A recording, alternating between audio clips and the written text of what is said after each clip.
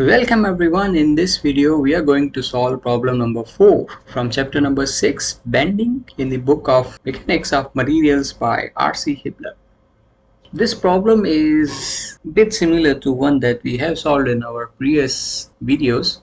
The change is only in terms of the equation that we need in terms of x that we also did in our previous examples as well. But here there is a bit of complexity because of the variable distributed load, not the uniformly distributed load. At the end we are also being asked to draw the shear and moment diagrams.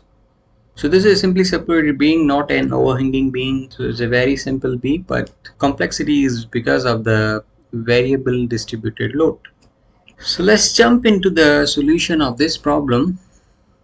Before we go for the shear force and bending moment diagrams or drawing the equation in terms of x, we need to know the reaction forces that are acting on this simply supported beam, or in other words you can say that we need to draw its free body diagram. So let's consider the beam on which these forces are acting. At point A we have a hinge support. Hinge support will have two reactions, vertical and horizontal. I'm not going to draw the horizontal reaction. The reason being there is no other horizontal force acting on it. So as a result we don't need. And obviously the horizontal reaction of this hinge support will be 0. And at the point B we have a roller support. Roller support will have only a vertical reaction. So we have a unknown reaction force at A point, unknown reaction at B point, and we have uniformly variable load which has magnitude of 300 Newton per meter at a distance of 3 meter from point A and 1.5 meter at point B. So we need to divide these this uniformly variable load in two ways, like the one on the portion of 3 meter and the other in terms of 1.5 meter. So right now we are required to have the forces on it. So this uniformly variable load, this uniformly variable load will have magnitude of, if you know the basics, it's same like calculating the area, like half the base, which is 3, the altitude, which is 300. So this triangular force will result 450 Newton force. Similarly, how about this triangular portion? So using the same formula, half base and altitude, which is 300, so it will be 225 Newton. So we have one force which should act at 1 by 3 on the bigger side, so it will be 2 meter away from point A. So here having magnitude of 450 Newton, and this will act at 1 by 3 of the bigger side, so that will be somewhere here that having a magnitude of 2 to 5 Newton. So 1 by 3 of 3 will be 2 meter, not 1 by 3, that will be the actually bigger side, but if you take from the shorter side, then that will be actually 2 by 3. So 2 by 3 of 3 will make 2, and 2 by 3 of 1.5 will be 1. So using second condition of equilibrium, that is summation of all forces acting in y direction equal to 0, taking all upward forces as positive, we have RA RB upward and positive, 450 and 225 is downward and negative. So from here we have a equation which is 675, adding them and shifting on the other side. Now we need to use another condition of equilibrium, that is summation of all moments acting at any point equal to 0. Let's consider any point, A point. Let's say I consider all clockwise movements as positive, so RA is will not cause any movement around point A, but 450 will be causing a movement around point A, and that will be clockwise. Similarly 2 to 5 will also be causing a clockwise movement, and that will be at a distance of, the total distance is 4.5 meter. On this side is 1 meter, so the remaining will be obviously 3.5 meter. So 3.5 meter will be the moment arm, and RA will having the anti-clockwise movement. RB actually will be having a anti-clockwise movement, hence negative. Moment arm will be 4.5. So from here we will have RB reaction, and that is 375 Newton. And if we just put into this equation, then we are going to get RA as 300 Newton. So far we are successful in determining the reaction at RA and RB. Reaction at RB is 375, slightly higher than that of RA, which is 300 Newton. So now we have the reactions. Let's move on to having the shear and moment in terms of X, and then drawing the shear force and bending moment diagram. So let's jump back. We have these reactions of RA and RB. So first of all, we will be having the equation for a region between 0 to 3 meters. That's what that is being asked to us. Means let's say that if we are starting from the left hand, so at that point the x will be 0, but as soon as when we reach at the point where we have the maximum intensity, that is 300 Newton per meter, we will be 3 meter away. So for this region, I mean this region where x ranges from 0 to 3 meter, what we are going to do, first of all, we are going to take a imaginary section which is x distance away from the left end, and this imaginary x can be any value between 0 to 3, slightly lesser than 3. So for this we need to consider this section, the left section. We can also take the right section as well, but taking right section is not a good deal because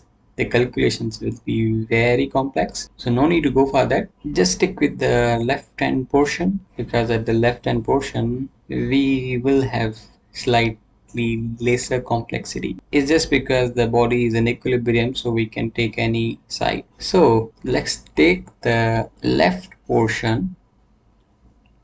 Now while taking this portion should also be in equilibrium. So in order to have in equilibrium, whatever the magnitude of force is here, it means the forces which are acting over here, so it will have a balancing force, similarly a balancing moment as well. But so now what we are going to do, first of all, we should know the magnitude of this point. I mean, since there is a uniformly variable load which varies from 0 at point A and to 300 at 3 meter distance away. So in simple words, we can say that on movement of every meter, there is a increase of 100 Newton per meter.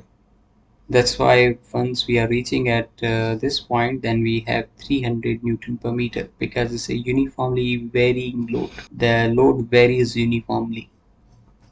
So over here, when we are at x distance away, what will be the magnitude? That we can do in a different ways. Let me take you to a simpler way of doing it. So for that, let's consider that we have a triangle, a bigger triangle, and since we are x distance away, so we have a small triangle. And if we now consider these triangles, in these triangles you can see this, the vertical side for the red is 300 and the horizontal side is 3 meter. Now for the blue, light blue triangle, we are interested in determining this vertical height, so this is unknown, and this horizontal distance is x. Since it's a uniformly variable load, therefore the variation in both the triangles would be same. In other words, the slope of this line will be same. Slope is usually determined as vertical over horizontal. For bigger triangle, the vertical is 300 and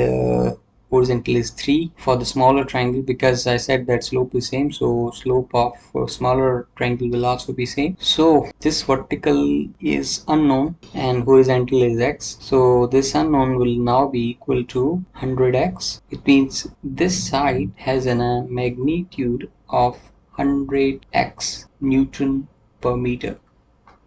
Now we have the magnitude of the uniformly variable load at x distance away. Now let's get back to determining the shear force. at x distance away. So shear force, let's represent with V, would be equal to, the shear force at this point will be equal to, we usually take the upward forces as positive and the downward forces as negative. So upward forces in this case will be 300, the downward forces at this point will be in a similar way that we did for this case. Now we are going to do for the smaller right angle triangle. So for that will be half base, which is x, and the vertical, which is 100 x. So if you divide this, that will become 50. So in the end we are going to get an equation which is 300 minus 50 x square.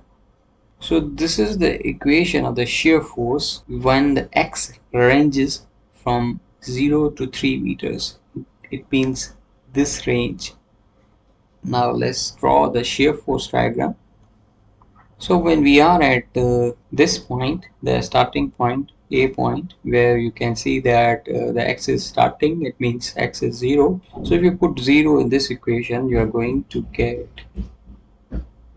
so at x is equal to 0, we have shear force is equal to 300. This term will be 0 because x is 0. So shear force will be 300 at point of 0 value of x positive, and it will be like this over here. So 300 is the shear force at point A. Now if we put x is equal to 3 in this equation, what will happen? Let's see. 300 minus 50 into 9, so this will become negative 150 Newton. So it means that it will be around here.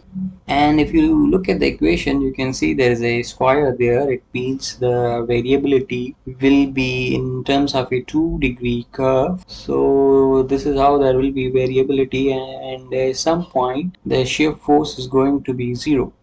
And if you are interested in determining the point where we are going to have a 0 shear force, just put the value of 0 in this equation. So 0 is equal to 300 minus 50 x square. So then x square would be equal to 300 divided by 50. This will lead to 6. So then x will be equal to under root 6. So this point will be under root x distance away from point A, where we are going to have a 0 shear force, and this point is actually 3. This point is 3 meter, and this point is under root 6 meters.